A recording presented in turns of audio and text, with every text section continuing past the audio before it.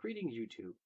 A while ago, quite a while ago, I did a video about why I don't like evil parties and why, when it comes to the games like Pathfinder and D&D that have an objective alignment system, I like to run parties that are neutral or good. If I want to run a moral ambiguity, I might run a supers game, or of course my favorite genre outside of fantasy, post-apocalyptic science fiction in general would work. Like classic Star Frontiers, which is a great game. It really is hand-free and legally free for you to find online. Um, and I had a discussion with someone in that comment thread. Well, really, the person berated me repeatedly, and I tried to explain my position, and he berated me some more.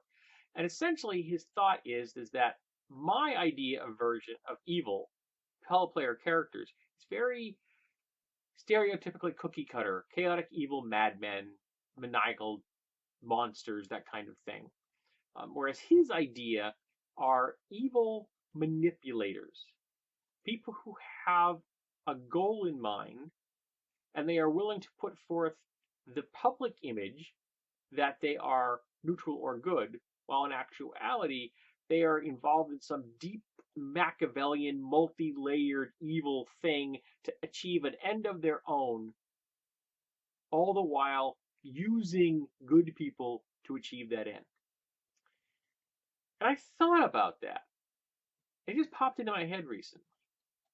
And my thought was, why? Let's think about this for a second. Bob the Rogue is evil, but he presents himself as being chaotic, neutral with a good flavor on the side. The side order are good. Okay? He doesn't screw anyone over in the party, obviously. He's very subtle with what he does. In fact, no one in the party of characters knows he's evil. And no one at the table, for the humans playing their characters, knows he's evil. In fact, the only people that know that Bob the Rogue are evil is the player of Bob the Rogue and the GM. So in essence, the player of Bob the Rogue is doing an act with an audience of one. Now, this is a way of stroking one's own ego, because if you can pull this off, you're a very clever player.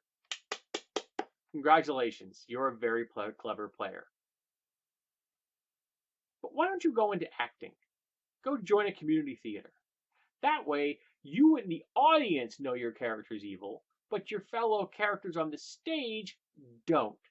So you can show the entire audience how incredibly good you are at duping the other characters on the stage, and doing it so convincingly that none of them realize they're being manipulated and used to achieve an evil end.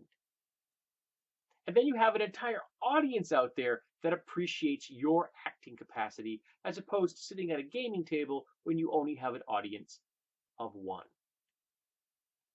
Because this sounds to me like a frustrated actor, like somebody that really wants to be an actor but isn't willing to make that leap to do it in front of a bunch of people. They would rather only have an audience of one, and then no one else at the table knows what's going on. Because if anyone at the table knows what's going on, it's not going to work. I realize that some gamers think they have nerves of steel and they will never use player knowledge in their characters. But let's not bullshit ourselves. We do it all the friggin' time. We drag in real world examples every single time we play. It's just what we do. You're human. You can't segregate your mind like that. At least not mentally healthy people. We don't have neat compartment to say that this is my character and I shall do nothing outside this. Where it doesn't work that way. So I'm trying to figure out why someone would want to do this, to play this elaborate game for an audience of one, just to prove they can. If your character walks like a duck and sounds like a duck, it's a duck. So if your character acts good, behaves good, or at least neutrally, then they are effectively neutral or good. Your internal dialogue, your internal motivations and intentions are less important than your actions and your words outside your skull. So if you say all the right words and you do all the right things, everyone around you thinks you're good because by any societal definition, you're good. Your character could, in fact, be a narcissistic sociopath. But if no one knows about this, what does that bring to the table? I'm really baffled by this now that I began to think about it. So I'm curious what you folks think.